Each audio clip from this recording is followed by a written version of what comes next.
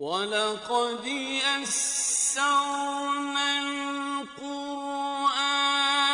لِلذِّكْرِ فَهَلْ مِن مُّدَّكِرٍ۔ اور ہم نے قرآن کو سمجھنے کے لیے آسان کر دیا، تو کوئی ہے جو سوچے سمجھے۔ صوت القرآن، قرآن کی آواز۔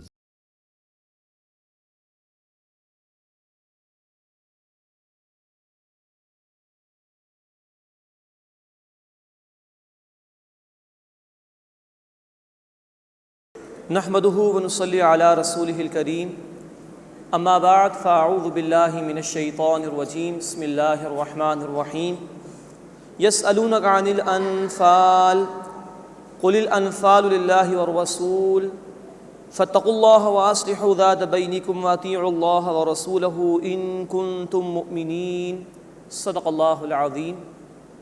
سورۃ الانفال کا ہم آغاز کر رہے ہیں۔ اس سے قبل سورۃ الانعام اور سورۃ الاعراف یہ دو طویل مکی صورتیں تھیں جن کا بیان مکمل ہو چکا۔ اب دو مدنی صورتیں آ رہی ہیں، سورۃ الانفال اور سورۃ التوبہ۔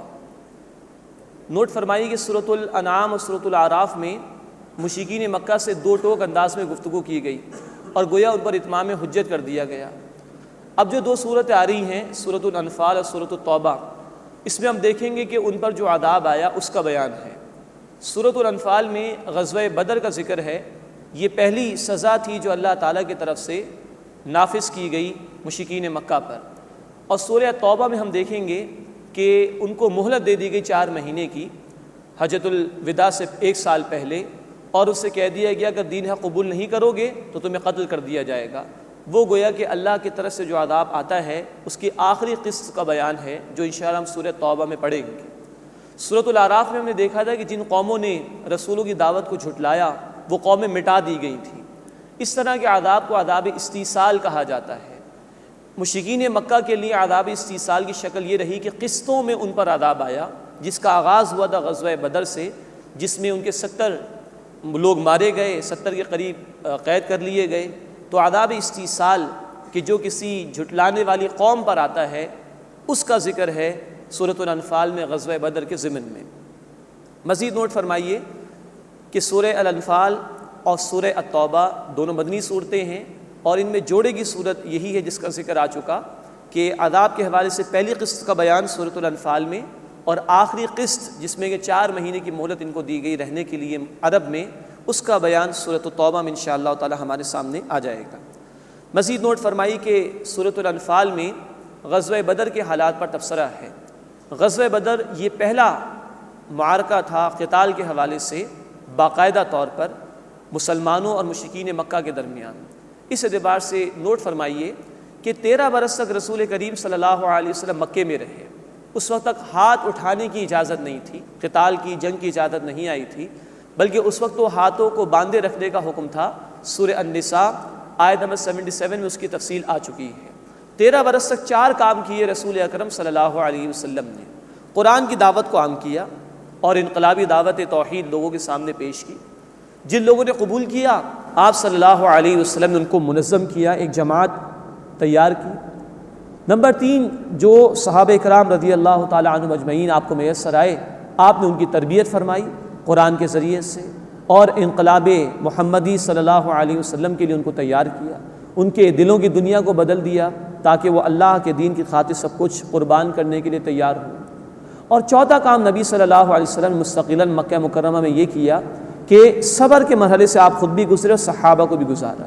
جو بھی مشکلات آ رہی تھیں مکے میں حکم تھا برداشت کرو۔ تو یہ 4 کام، قرآن کی دعوت، جو لوگ قبول کرے ان کو جمع کرنا، ان کی پھر تربیت کرنا، اور صبر کے مرحلوں سے گزارنا، مستقلاً یہ 4 کام مکہ مکرمہ میں رسول اکرم صلی اللہ علیہ وسلم نے کیے۔ یہاں تک کہ ان لوگوں نے آپ صلی اللہ علیہ وسلم کو شہید کرنے کی بھی کوشش کی۔ ہجرت کی رات میں یہ واقعہ پیش آیا تھا۔ بالآخر اللہ کے رسول صلی اللہ علیہ وسلم اور صحابہ اکرام رضی اللہ تعالی عنہم اجمعین ہجرت فرما کر مدینہ منورہ تشریف لے آئے۔ ہجرت کے سفر کے دوران ہی سورہ الحج آیت نمبر 39 میں اجازت دے دی گئی قتال کرنے کی۔ مکے میں ہاتھوں کو باندھے رکھنے کا حکم تھا، اب قتال کی اجازت دے دی گئی۔ اور ہجرت کے فوراً بعد سورہ البقرہ کا نزول بھی ہو چکا تھا، جس میں آیت نمبر 190 میں قتال کا حکم بھی دے دیا گیا، اور سورۃ البقرہ آیت نمبر 216 میں قتال کی فرضیت کا ذکر بھی آ گیا، اور مدینے میں آ کر گویا کہ ایک ٹھکانہ نبی صلی اللہ علیہ وسلم کو میسر آ گیا، ایک بیس میسر آ گیا کہ جہاں سے اب دین حق کے لیے انقلابی جد و جہد کا آغاز کیا جا سکتا تھا، جس میں اب اقدام کا مرحلہ آنا تھا۔ اب تک پیسیو ریزسٹنس کا دور چل رہا تھا، جو کچھ بھی آ رہا ہے اس کو برداشت کرو، یہ 13 برس سے مکے کی۔ اب ایکٹیو ریزسٹنس کا دور ہے، اب صحابہ کی جماعت بھی نبی صلی اللہ علیہ وسلم کے پاس تھی، قتال کی اجازت بھی اللہ تعالیٰ نے دے دی، تربیت یافتہ صحابہ بھی آپ کو میسر آ گئے، ایک بیس بھی مدینے میں میسر آ گیا۔ مدینے کے لوگوں میں سے انصار مدینہ نے اپنی یہ یقین دہانی بھی کرائی کہ ہم اپنی جان و مال بھی اس دین کی خاطر لگائیں گے۔ گویا اب یہ سلسلہ ہوا کہ اللہ کے رسول صلی اللہ علیہ وسلم کی اس تحریک میں اقدام کا مرحلہ آ گیا، ایکٹیو ریزسٹنس کا مرحلہ آ گیا۔ اور نوٹ فرمائیے کہ نبی اکرم صلی اللہ علیہ وسلم نے غزوہ بدر سے پہلے 8 چھوٹی چھوٹی مہمیں روانہ فرمائیں، 8 دستے روانہ فرمائے قریش کو یہ وارننگ دینے کے لیے کہ اب ہمیں کمزور نہ سمجھنا، اب تک ہم برداشت کر رہے تھے لیکن اب ہم اقدام کریں گے۔ اور یہ 8 مہمیں اس لیے آپ نے روانہ فرمائیں کہ ان کی تجارت چلتی تھی شام اور فلسطین کی طرف، تو ان تجارتی روٹس پر آپ نے صحابہ کرام رضی اللہ تعالی عنہم اجمعین کو بھیجا تاکہ اب ان کو وارن کیا جائے کہ اب ہم اقدام کریں گے۔ 8ویں مہم کا نتیجہ یہ نکلا کہ ایک مشرک مسلمانوں کے ہاتھوں مارا گیا، اور اس کے بعد پھر اب یہ جد و جہد قتال کی طرف چلی گئی، یعنی عام کانفلکٹ کا دور بھی اس میں آیا کہ دو بدو جنگ شروع ہونے کا مرحلہ آ رہا تھا۔ غزوہ بدر کا پس منظر کچھ یہ ہوا کہ ابو سفیان سردار مکے میں تھے، یہ ایمان بعد میں لے کر آئے تھے، غزوہ بدر کے موقع پر تو یہ مسلمانوں کے خلاف ہی تھے، یہ گئے شام کی طرف ایک قافلہ لے کر تجارت کے غرض سے، وہاں سے واپس آ رہے تھے۔ اللہ کے رسول صلی اللہ علیہ وسلم نے یہ چاہا کہ اس قافلے کے خلاف اقدام کیا جائے اور ان کی طاقت کو توڑنے کی کوشش کی جائے۔ ابو سفیان کو معلوم ہو گیا، انہوں نے مکے میں کہلوا بھیجا کہ محمد صلی اللہ علیہ وسلم اپنے ساتھیوں کو لے کر ہمارے خلاف آ رہے ہیں۔ ادھر سے ابو جہل اور تمام مشرکین مکہ نے تیاری کی اور 1000 کا لشکر لے کر وہ روانہ ہوئے مسلمانوں کے خلاف اقدام کے لیے۔ ادھر سے اللہ کے رسول صلی اللہ علیہ وسلم گئے تھے صرف اس تجارتی قافلے پر حملہ کرنے کے لیے، کوئی باقاعدہ جنگ کا ارادہ نہیں تھا۔ چنانچہ نوٹ فرمائیے کہ 313 صحابہ کرام مشہور روایات کے مطابق آپ کے ساتھ تھے، اور تیاری بھی کوئی خاص نہیں تھی، 8 تلواریں، 2 گھوڑے اور 70 اونٹ آپ صلی اللہ علیہ وسلم کے پاس تھے، اور نکلنے کے موقع پر کوئی ارادہ جنگ کا بھی نہیں تھا، صرف اس تجارتی قافلے پر ہاتھ ڈالنا مقصود تھا جس میں تقریباً 50 کے قریب افراد تھے۔ آپ صلی اللہ علیہ وسلم روانہ ہوئے۔ ابو سفیان کا جو قافلہ چلا آ رہا تھا اس نے راستہ تبدیل کیا اور وہ بچ گیا مسلمانوں کے حملے سے۔ انہوں نے کہلوا بھیجا مشرکین مکہ کو، ابو جہل کو، دیگر سرداروں کو کہ ہم بچ گئے ہیں، اب تم واپس لوٹ جاؤ۔ وہ تکبر میں آ گئے کہ نہیں، ہم جائیں گے اور مسلمانوں کی طاقت کو ختم کر دیں گے، اور 1000 کا لشکر لے کر وہ چلتے رہے، اور وہ تو ناچتے گاتے آ رہے تھے کہ فتح ہمیں حاصل ہوگی۔ ادھر راستے میں مقام پر نبی کریم صلی اللہ علیہ وسلم کے سامنے یہ صورتحال ہوئی کہ ایک طرف ابو سفیان کا قافلہ تھا جو بعد میں بچ کر نکل گیا، اور ایک طرف مشرکین مکہ آ رہے ہیں۔ آپ نے مشاورت کی بھئی کہ کس کی طرف چلنا چاہیے، تو بعض صحابہ کی رائے یہ ہوئی کہ ابھی کوئی باقاعدہ جنگ تو شروع نہیں ہوئی، تو ہمیں کوشش کرنی چاہیے کہ ہم جو تجارتی قافلہ ہے اسی کی طرف نظر کریں تاکہ بآسانی ان سے ہم سامان لوٹ کر واپس آ جائیں گے۔ یہ ایک رائے آئی، اس پیش نظر کہ ابھی باقاعدہ کوئی جنگ کا سلسلہ نہیں ہوا، اور ابھی ہیں بھی ہم بے سر و سامانے کی کیفیت میں، کوئی خاص تیاری کے ساتھ تو ہم نکلے نہیں ابھی، تو 1000 کا لشکر اس کا مقابلہ کرنا ہمارے لیے مشکل ہوگا۔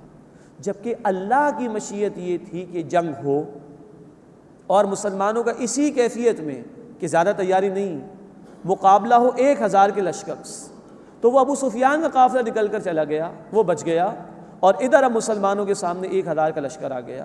بہرحال اللہ کے رسول صلی اللہ علیہ وسلم نے اللہ سے دعائیں بھی کی، اور اللہ کی مدد بھی آئی، فرشتے بھی آئے، اور اللہ تعالیٰ نے فیصلہ کن فتح اہل ایمان کو اس معنی میں عطا فرمائی کہ 313 بغیر تیاری کے ایک طرف اور 1000 کا پورا لشکر تیاری کے ساتھ وہ دوسری طرف، لیکن مسلمانوں کو اللہ رب العزت نے کامیابی عطا فرمائی۔ یہ حق اور باطل کی جنگ میں قتال کے مرحلے میں پہلا باقاعدہ معرکہ تھا، جس کا ذکر ہے سورۃ الانفال میں، جو انشاءاللہ ہم پڑھیں گے۔ تو نوٹ فرمائیے کہ اب نبی کریم صلی اللہ علیہ وسلم کی دعوت وہ صبر محض کے مرحلے سے نکل کر، وہ پیسو ریزسٹنس کے مرحلے سے نکل کر ایکٹیو ریزسٹنس کے دور میں آ گئی۔ اقدام آپ نے خود کیا، نوٹ فرمائیے اس چیز کو۔ اہل حق کے پاس طاقت نہ ہو تو ممکن ہے کہ وہ صبر کریں، برداشت کرتے رہیں، لیکن طاقت آ جائے تو وہ بیٹھ نہیں سکتے، پھر وہ باطل کو مٹانے کے لیے خود اقدام کریں گے۔ تو نوٹ فرمائیے کہ یہ اقدام خود اللہ کے رسول صلی اللہ علیہ وسلم نے کیا، اور بدر سے پہلے 8 مہمیں آپ صلی اللہ علیہ وسلم نے خود روانہ فرمائیں۔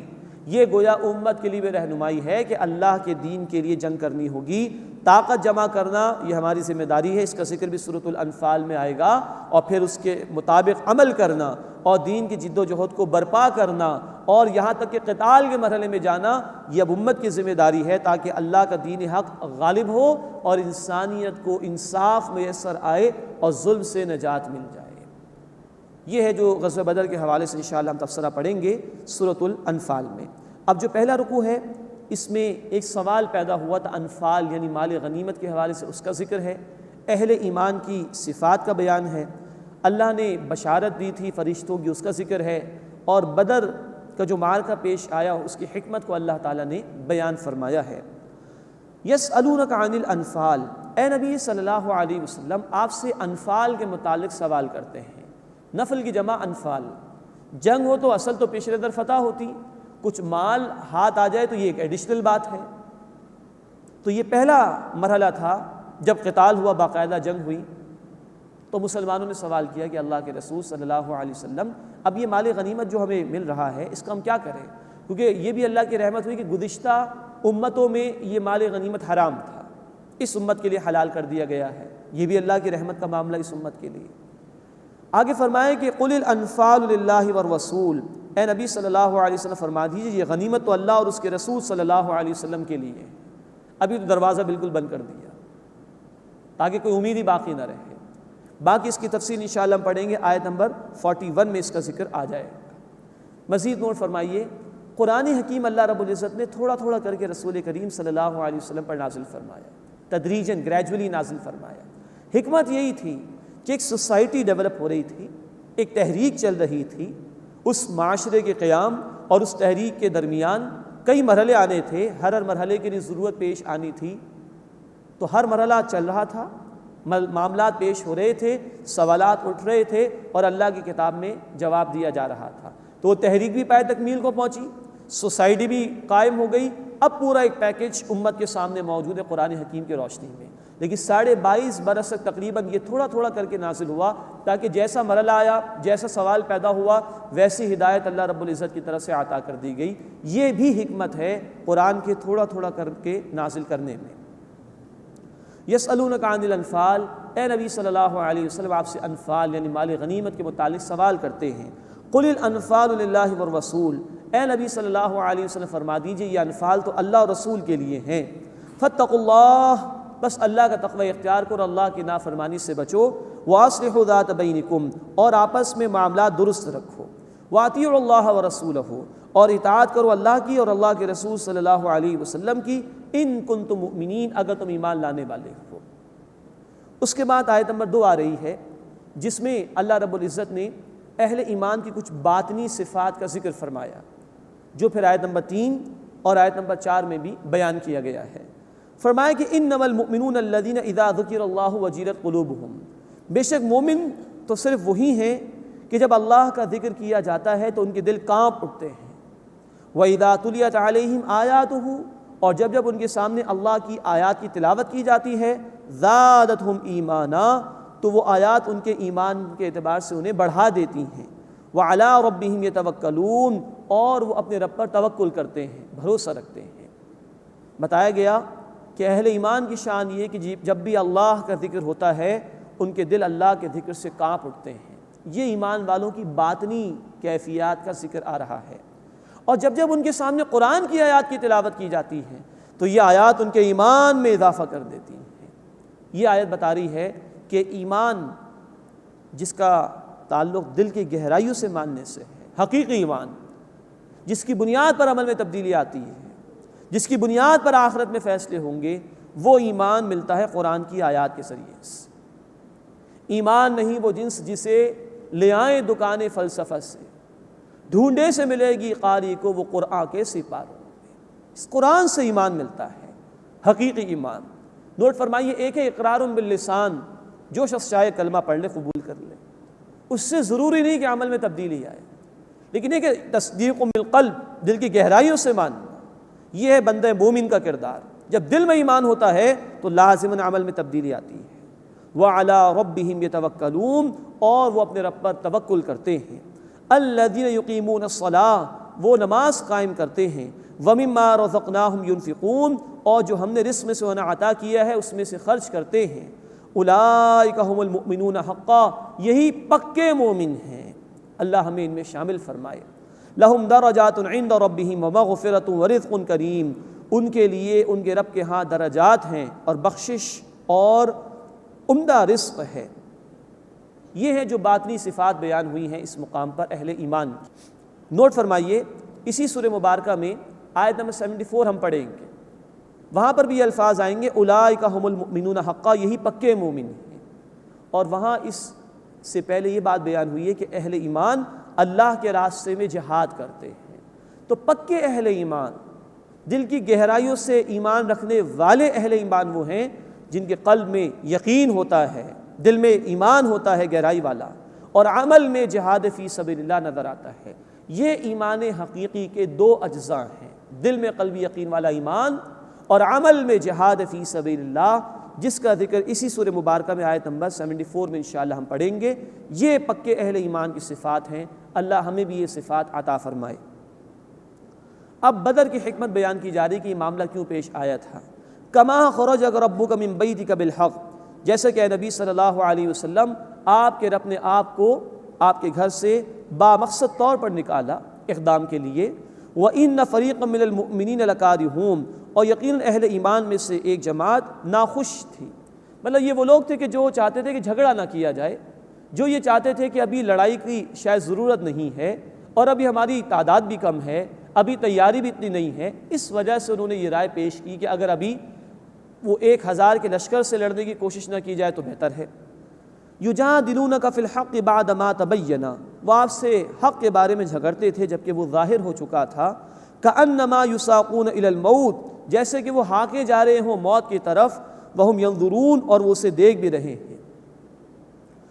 وَإِذْ يَعِدُكُمُ اللَّهُ إِحْدَى الطَّائِفَتَيْنِ أَنَّهَا لَكُمْ، اور یاد کرو جب اللہ تمہیں وعدہ دیتا تھا کہ دو گروہوں میں سے ایک تمہارے لیے ہے۔ ایک ابو سفیان کا قافلہ تھا، تجارتی قافلہ تھا، ایک ابو جہل اور مشرکین مکہ کا لشکر تھا جو تیاری کے ساتھ آ رہا تھا۔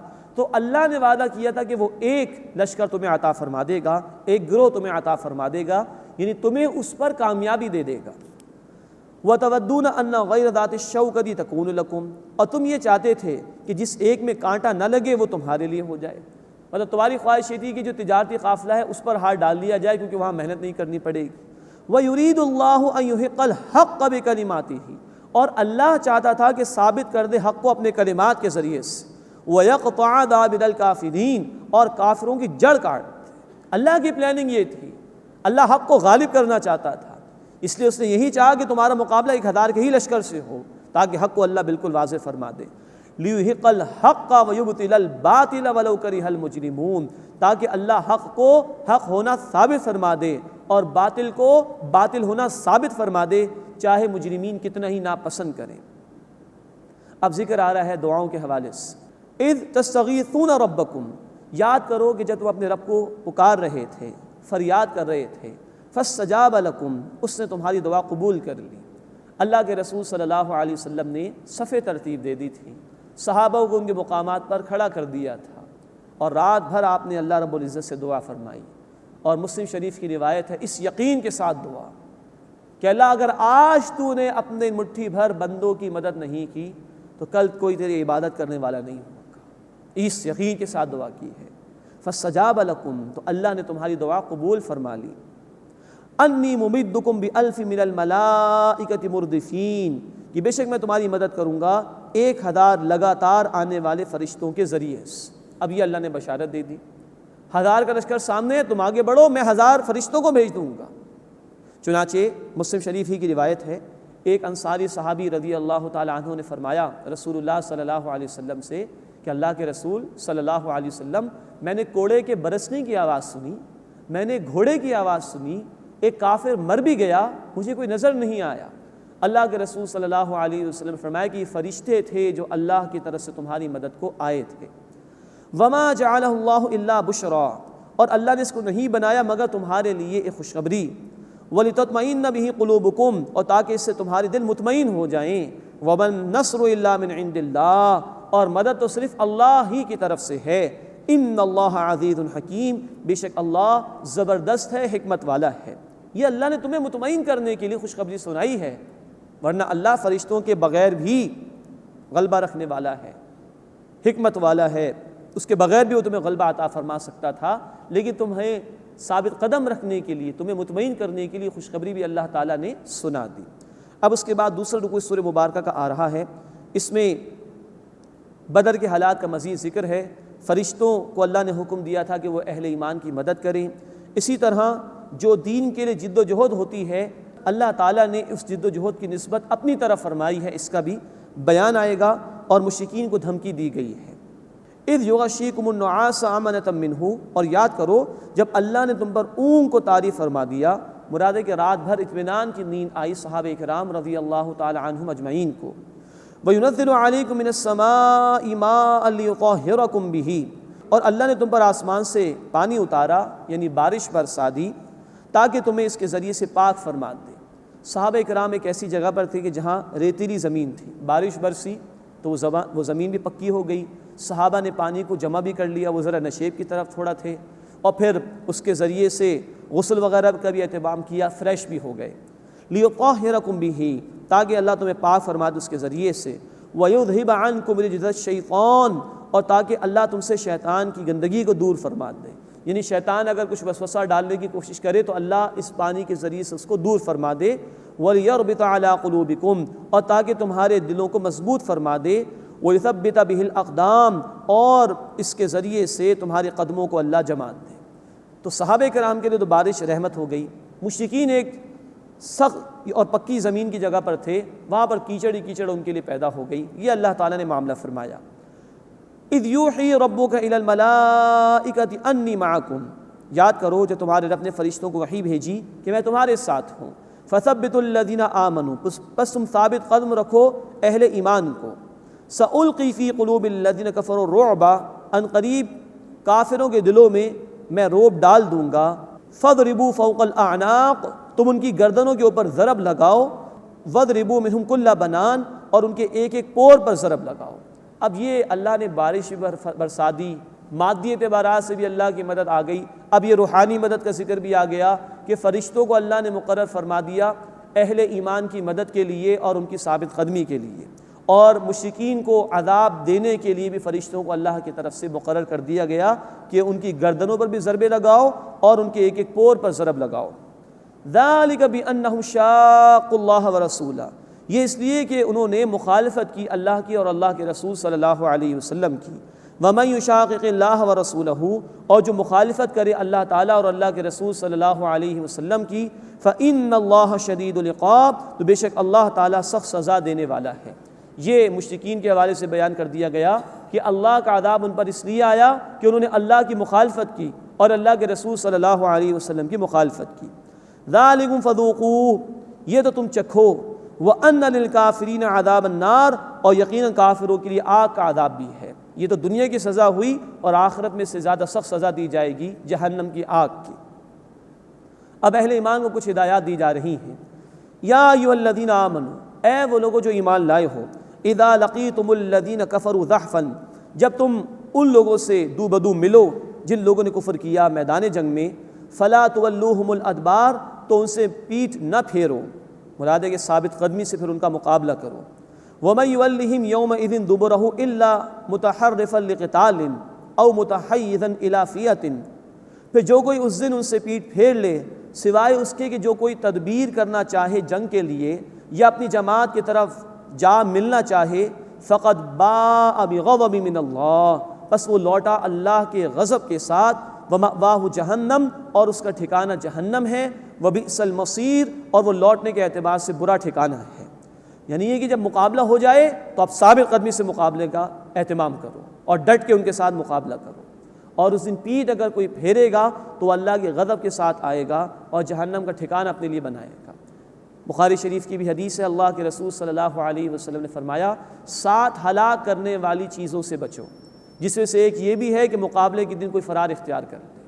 ہاں ایکسیپشن بیان کر دیا گیا کہ کوئی شخص اس لیے پیچھے ہٹ رہا ہے کہ کوئی تدبیر کرنا چاہ رہا ہے، گھوم کر آ کر حملہ کرنا مقصود ہے، یا اپنی جماعت سے جا کر مل کر طاقت میں اضافہ کرنا مقصود ہے، اس میں کوئی حرج کی بات نہیں، لیکن بغیر عذر کے کوئی میدان جنگ کو چھوڑے گا تو وہ اللہ کے غضب کے ساتھ لوٹے گا اور جہنم اس کا ٹھکانہ ہوگا۔ اس کے بعد بہت خوبصورت آیت آ رہی ہے قرآن کی، جو بھی جد و جہد دین کے لیے ہوتی ہے، اللہ یہاں یہ بات ارشاد فرما رہے ہیں کہ مسلمانوں تم یہ کام نہیں کر رہے، میں یہ کام کر رہا ہوں۔ اللہ اس جد و جہد کی نسبت اپنی طرف کر لیتے ہیں۔ فرمایا فلم تقتلوہم، مسلمانوں پس تم نے انہیں قتل نہیں کیا، ولکن اللہ قتلہم، لیکن اللہ نے انہیں قتل کیا، وما رمیت اذ رمیت، اور اے نبی صلی اللہ علیہ وسلم جو مٹی آپ نے پھینکی وہ آپ نے نہیں پھینکی، ولکن اللہ رما، بلکہ اللہ نے اسے پھینکا تھا۔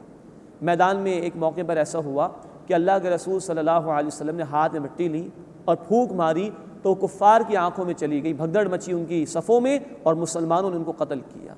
لیکن اللہ تعالیٰ کہہ رہے ہیں کہ مسلمانوں تم نے قتل نہیں کیا، اے نبی صلی اللہ علیہ وسلم آپ نے مٹی نہیں پھینکی، حالانکہ عالم اسباب میں صحابہ بدر کے میدان میں موجود ہیں، وہ محنت کر رہے، جنگ کر رہے اللہ کے راستے میں، اللہ کے رسول صلی اللہ علیہ وسلم بنفس نفیس موجود ہیں، وہ محنت کر رہے ہیں اللہ کے راستے میں۔ اللہ فرما رہے ہیں کہ مسلمانوں تم نے قتل نہیں کیا ان مشرکین، اے نبی صلی اللہ علیہ وسلم آپ نے مٹی نہیں پھینکی۔ یہ ہے روحانیت کا اعلیٰ ترین مقام۔ بندہ ایک عمل کر رہا ہے اور اللہ اس پورے عمل کی نسبت کو اپنی طرف فرما رہے ہیں، میں نے قتل کیا ہے، میں نے وہ مٹی پھینکی ہے۔ یعنی دین کی محنت جو تم کر رہے ہو، یہ دین تو اللہ کا ہے، اللہ اس کو غالب فرمانے والا ہے۔ عالم اسباب میں تم یہ کام اگر کر رہے ہو تو تم گویا اللہ کے مددگار ہو۔ سورہ صف آیت نمبر 14 میں کہا گیا کونوا انصار اللہ، اللہ کے مددگار بن جاؤ، اللہ کے دین کے لیے محنت کرنے والے بن جاؤ۔ دین اللہ کا ہے، غالب وہی فرمائے گا۔ عالم اسباب میں اگر تم یہ کام کر رہے ہو تو گویا کہ اس کے کام میں شریک ہو گئے ہو، اور وہ اس پورے عمل کے نسبت کو اپنی طرف کر رہا ہے۔ اس سے بڑی اور کیا روحانیت ہو سکتی ہے؟ اس سے بڑا کیا مقام ہو سکتا ہے کہ بندہ محنت کر رہا ہو دین کے لیے اور اللہ فرما رہے ہو کہ میں یہ عمل کر رہا ہوں۔ اللہ ہمیں یہ مقام حاصل کرنے کی توفیق عطا فرمائے، اور اپنی جان اور اپنے مال سے ہمیں اللہ اپنے دین کے راستے میں جد و جہد کرنے کی توفیق عطا فرمائے۔ فلم تقتلوہم ولکن اللہ قتلہم، بس مسلمانوں تم نے انہیں قتل نہیں کیا لیکن اللہ نے انہیں قتل کیا۔ وما رمیت اذ رمیت ولکن اللہ رما، اور اے نبی صلی اللہ علیہ وسلم جو مٹی آپ نے پھینکی وہ آپ نے نہیں پھینکی بلکہ اللہ نے پھینکی تھی۔ وَلْيُبْلِيَ الْمُؤْمِنِينَ مِنْهُ بَلَاءً حَسَنًا، اور تاکہ اللہ تعالیٰ بہترین طریقے سے اہل ایمان کو آزمائش سے گزارے۔ ان اللہ سمیع علیم، بے شک اللہ تعالیٰ خوب سننے والا، علم رکھنے والا ہے۔ یہ آزمائشیں ہیں جو اہل ایمان پر آتی ہیں، اللہ ان کے ذریعے سے گزارتا ہے۔ اس کا ایک مقصد یہ ہے کہ اللہ اپنے انعامات اہل ایمان کو عطا فرمائے، اور ایک مقصد یہ ہے کہ جب آزمائشوں میں ڈالا جاتا ہے تو انسان کے چھپے ہوئے جوہر نمایاں ہوتے ہیں اور اس میں اور صلاحیتوں کے اعتبار سے اضافہ ہوتا ہے۔ ذالکم ان اللہ موہن کید الکافرین، یہ تو ہوا بدر کے اعتبار سے معاملہ، اور اللہ کافروں کی چال کو ناکام فرما دینے والا ہے۔ اب اس کے بعد مشرکین کا ذکر آ رہا ہے۔ ان تستفتحوا فقد جاءکم الفتح، اگر تم لوگ فیصلہ چاہتے ہو تو یقیناً فیصلہ تمہارے پاس آ چکا ہے۔ اس فیصلے کو دیکھ لو، فتح اللہ تعالیٰ نے اہل ایمان کو عطا فرما دی۔ ابو جہل بڑا پر امید تھا، اس نے بھی دعائیں کی تھی اپنے بتوں سے، جھوٹے معبودوں کو پکارا تھا، اور پھر اللہ کو بھی اس نے پکارا، اللہ فیصلہ فرما دے حق کے ساتھ۔ اور مسلمانوں کے متعلق کہا کہ یہ تو وہ لوگ ہیں جنہوں نے رشتہ داروں کو جدا کر دیا، اور واقعتاً ایسا ہوا تھا۔ اصل رشتہ ایمان کا ہے، خونی رشتے اصل رشتے نہیں ہیں۔ ہاں ان میں ایمان کا ٹچ شامل ہو جائے تو نور علی نور والی بات ہے، لیکن اصل رشتے ایمان کے ہیں۔ تو ابو جہل نے کہا کہ ان لوگوں نے تو آ کر اے اللہ رشتوں کو کاٹ دیا ہے۔ اس نے بھی کہا کہ اللہ جو حق پر ہے اس کو فیصلہ عطا فرما دے، اس کو فتح عطا فرما دے۔ تو اب ان لوگوں سے کہا جا رہا ہے ان تستفتحوا فقد جاءکم الفتح، اگر تم فیصلہ چاہتے ہو تو یقیناً تمہارے پاس فیصلہ آ چکا، اللہ نے اہل حق کو کامیابی عطا فرما دی۔ وَإِن تَنْتَهُوا فَهُوَ خَيْرٌ لَكُمْ، اور اگر تم باز آ جاؤ تو یہ تمہارے لیے بہتر ہے۔ وَإِن تَعُودُوا نَعُودْ، اور اگر تم پھر وہی کرو گے تو ہم بھی وہی کریں گے، یعنی تم بھی اڑے رہو گے حق کی مخالفت پر تو ہم بھی اسی طرح کا فیصلہ فرمائیں گے اور تمہیں عذاب میں مبتلا کریں گے۔ وَلَن تُغْنِيَ عَنْكُمْ فِئَتُكُمْ شَيْئًا، اور تمہاری جماعت تمہارے کسی کام نہیں آ سکے گی۔ وَلَوْ كَثُرَتْ، خواہ اس کی کثرت کتنی زیادہ ہو۔ وَأَنَّ اللَّهَ مَعَ الْمُؤْمِنِينَ، اور بے شک اللہ تعالیٰ ایمان لانے والوں کے ساتھ ہے۔ تو یہ وارننگ بھی مشرکین مکہ کو دے دی گئی۔ اس کے بعد تیسرا رکوع اس سورہ مبارکہ کا شروع ہو رہا ہے، اس میں اللہ کی اطاعت کا ذکر ہے، نافرمان لوگوں کا ذکر بھی آیا ہے، اور ایمان والوں کو اللہ کا شکر ادا کرنے اور امانت کی جو بھی ذمہ داری ہے وہ ادا کرنے کا حکم دیا گیا ہے۔ یا ایھا الذین آمنوا، اے وہ لوگوں جو ایمان لائے ہو، اطیعوا اللہ ورسولہ، اطاعت کرو اللہ تعالیٰ کی اور اس کے رسول صلی اللہ علیہ وسلم کی۔ ولا تولوا عنہ، اور اس سے روگردانی نہ کرو۔ وانتم تسمعون، جبکہ تم سنتے بھی ہو، یعنی کہ سننا اس نیت کے ساتھ ہونا چاہیے کہ انسان اطاعت کرے۔ ایک اشارہ منافقین کی طرف بھی ہے، سنتے تو بہت تھے قرآن کو، نبی صلی اللہ علیہ وسلم کی مجالس میں بیٹھتے تھے لیکن عمل نہیں کرتے تھے۔ تو سچے ایمان والوں کو کہا جا رہا ہے کہ اطاعت کی نیت سے سنو بھی، اور اللہ تعالیٰ اور اس کے رسول صلی اللہ علیہ وسلم کی اطاعت کرو۔ محض اللہ کے کلام کو سن لینا کافی نہیں، بلکہ اس کی اطاعت کرنا بھی اور اس کے حبیب صلی اللہ علیہ وسلم کی اطاعت کرنا بھی لازم ہے۔ وَلَا تَكُونُوا كَالَّذِينَ قَالُوا سَمِعْنَا وَهُمْ لَا يَسْمَعُونَ، اور ان لوگوں کی طرح مت ہو جانا جنہوں نے کہا کہ ہم نے سنا حالانکہ وہ سنتے نہیں ہیں۔ یہ اشارہ منافقین کی طرف ہے، یعنی نیت ہے ہی نہیں اطاعت کرنے کی تو سننا نہ سننا برابر ہے۔ ان شر الدواب عند اللہ الصم البکم الذین لا یعقلون، بے شک بدترین جانور اللہ کے نزدیک وہ ہیں جو بہرے ہیں، گونگے ہیں، جو عقل سے کام نہیں لیتے۔ شدید الفاظ اللہ نے استعمال فرمائے۔ سن تو رہے ہیں اللہ کی آیات کو لیکن غور و فکر نہیں کرتے، سمجھنے کی کوشش نہیں کرتے، عمل نہیں کرتے، تو یہ انسان نہیں جانور ہیں، اور اللہ کی نگاہوں میں بدترین جانور ہیں۔ اسی کہ جانوروں کو اللہ تعالیٰ نے روح عطا نہیں فرمائی، جانوروں کو اللہ تعالیٰ نے غور و فکر کے لیے صلاحیت عطا نہیں فرمائی۔ انسان کے اندر اللہ کی طرف سے روح پھونکی گئی ہے، انسان کو ہدایت دی گئی کتاب کی صورت میں، انسان کے لیے رسولوں کو بھیجا گیا، انسان کو عقل و شعور عطا کیا گیا۔ اب اگر انسان ان صلاحیتوں کا استعمال نہ کرے اور نری حیوانی سطح پر زندگی بسر کرے، بس دنیا ہی دنیا اس کے پیش نظر ہو، تو فرمایا کہ یہ لوگ اللہ کے نگاہوں میں بدترین جانور ہیں۔ وَلَوْ عَلِمَ اللَّهُ فِيهِمْ خَيْرًا لَأَسْمَعَهُمْ، اور اگر اللہ ان میں کوئی بھلائی جانتا تو ضرور انہیں سنا دیتا۔ وَلَوْ أَسْمَعَهُمْ، اور اگر اللہ انہیں سنا بھی دیتا، لَتَوَلَّوْا وَهُمْ مُعْرِضُونَ، تو وہ ضرور پھر جاتے اعراض کرتے ہوئے، کیونکہ ان کے دل میں تڑپ ہی نہیں ہدایت کے لیے، خلوص نہیں ہے، اطاعت کرنے کا جذبہ و ارادہ نہیں ہے، تو اللہ تعالیٰ واقعتاً سنا بھی نہیں رہا ان کو۔ اس کے بعد سچے اہل ایمان کو مزید ہدایات دی جا رہی ہیں۔ فرمایا کہ یا ایھا الذین آمنوا استجیبوا للہ وللرسول، اے وہ لوگوں جو ایمان لائے ہو، اللہ تعالیٰ اور اس کے رسول صلی اللہ علیہ وسلم کی دعوت کو قبول کرو۔ اذا دعاکم لما یحییکم، جبکہ وہ تمہیں بلائیں اس بات کی طرف جو تمہیں زندگی عطا کرنے والی ہے۔ اللہ کی اطاعت اگر ہو، اللہ کے رسول صلی اللہ علیہ وسلم کی اطاعت ہو، تو حیات جاوداں اللہ عطا فرماتا ہے۔ سورہ النحل آیت نمبر 97 میں اسے حیات طیبہ کہا گیا، اطمینان والی زندگی، سکون والی زندگی، انسان کسی ٹینشن کا شکار پھر نہ ہو، چاہے امیری ہو چاہے غریبی ہو، اطمینان والی زندگی ہوگی۔ یہاں کیونکہ قتال کے مراحل کا ذکر آ رہا ہے تو نوٹ کیجئے کہ اللہ تعالیٰ اور اس کے رسول صلی اللہ علیہ وسلم کی پکار یہ ہے کہ آگے بڑھو اور اللہ کے دین کا تقاضا قتال کرو اور اس قتال کے تقاضوں کو پورا کرو۔ اس میں حیات ہے۔ جو لوگ اللہ کے راستے میں شہید ہو جاتے ہیں ہمیشہ کی زندگی ان کو عطا کر دی جاتی ہے۔ ہم پڑھ چکے سورہ البقرہ آیت نمبر 154 اور سورہ آل عمران آیت نمبر 169 میں جو لوگ اللہ کے راستے میں شہید ہو جائیں وہ مردہ نہیں ہیں بلکہ وہ زندہ ہیں، ہمیشہ کی زندگی اللہ ان کو عطا فرما دیتا ہے۔ مزید نوٹ کیجیے، جب قتال ہوتا ہے اور اللہ کا دین غالب ہو جاتا ہے اس کے نتیجے میں تو بے انصافی ختم ہو جاتی اور ظلم ختم ہو جاتا ہے اور انسانیت کو زندگی مل جاتی ہے، انسانیت کو ظلم سے نجات مل جاتی ہے، ان کے مسائل حل ہو جاتے ہیں۔ یہ بات سورہ انفال آیت نمبر 39 میں ہم پڑھیں گے، وَقَاتِلْهُمْ حَتَّى لَا تَكُونَ فِتْنَةٌ وَيَكُونَ الدِّينُ كُلُّهُ لِلَّهِ، اور قتال کرو ان کے خلاف یہاں تک کہ کوئی فتنہ باقی نہ رہے، دین کل کا کل اللہ کے لیے ہو جائے۔ جب اس قتال کے ذریعے سے دین کی محنت ہوگی اور دین غالب ہوگا تو انسانیت کو حیات جاوداں ملے گی، انسانیت کو انصاف میسر آئے گا، انسانیت کے مسائل حل ہو جائیں گے۔ تو فرمایا یا ایھا الذین آمنوا استجیبوا للہ وللرسول، اے وہ لوگو جو ایمان لائے ہو، اللہ اور اس کے رسول صلی اللہ علیہ وسلم کی دعوت کو، ان کی پکار کو قبول کرو۔ اذا دعاکم لما یحییکم، جبکہ وہ تمہیں دعوت دیں اس چیز کے لیے جو تمہیں زندگی عطا کرنے والی ہے۔ اس کے بعد بڑا شدید ڈراوا آ رہا ہے، وَاعْلَمُوا، اور جان لو، ان اللہ یحول بین المرء وقلبہ، کہ بے شک اللہ تعالیٰ انسان اور اس کے دل کے درمیان حائل ہو جاتا ہے۔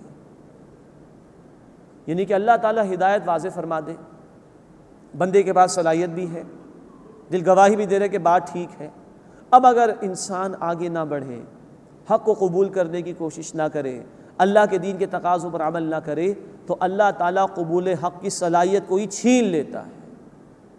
اللہ انسان اور اس کے دل کے درمیان حائل ہو جاتا ہے۔ سورۃ الانعام آیت نمبر 110 میں ہم پڑھ چکے کہ اگر یہ اللہ کی نشانیوں کو دیکھ کر ایمان نہیں لائیں گے، انکار کی روش اختیار کریں گے، ہم ان کے دلوں کو الٹا کر دیں گے۔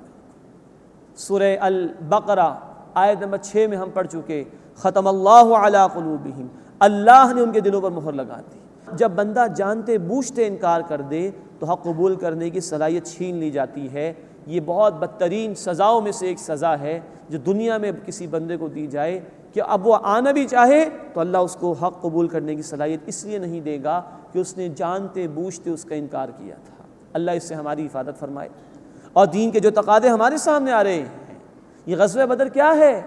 یہ اللہ کے دین کے غلبے کی جد و جہد کے درمیان ایک معرکہ ہے جس سے گزرے محمد کریم صلی اللہ علیہ وسلم اور آپ کے مقدس صحابہ رضی اللہ تعالی عنہم اجمعین۔